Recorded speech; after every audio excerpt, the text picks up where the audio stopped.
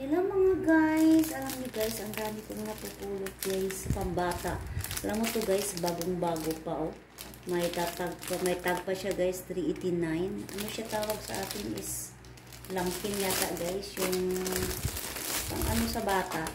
Pag lumabas ka, oh, ka-cover mo, di ba? Ang ganda ng tela guys. Tingnan mo, bagong-bago pa talaga guys. Hindi pa siya gamit. Oh. Oh guys, so diba? Yan mo, diba ang ganda ng tela guys? Talagang bago pa siya guys.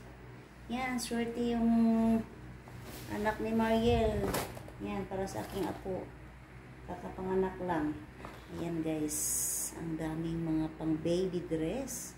Ang gaganda pa guys, parang nasa-shopping lang ako. Dito kasi guys, pag maliit na, tinatapon na nila guys. Pero sa atin kasi, alam mo naman sa atin wala tayong pera. Diba? Hanggat maganda pa, hanggat hindi pa sira. Pinatago natin yan. Kasi kung manganak ulit, may masuotin pa, may masuot pa, diba? O guys, mga guwapa pa kayo guys, mga nindot pa kayo guys. O diba? Saan ka pa niyan guys? O, mga bago-bago pa guys. Ang ganda pa ng tela niya guys. Oh guys, ganda ng tela guys, diba? Yan, pag ano, itatago niyo lang to kasi kung sila naman mga anak, diba? Magagamit. Oh diba guys? So ang ganda-ganda pa mga guys. Saan ka pa? Hindi ba? Mamili ka pa nito, mahal-mahal na to. Ang gaganda-ganda pa. Ayan guys. Kita nyo? Yan. Ganda pa ng mga tela niya guys. Yan. Itago nyo lang to. Kasi napakinabangan pa talaga guys.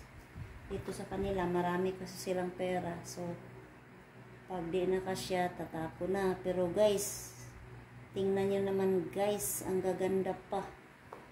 Maganda pa talaga siya guys. Yan. Ito, kulay blue ang ganda. Diba guys, pandalaki. Diba, swerte.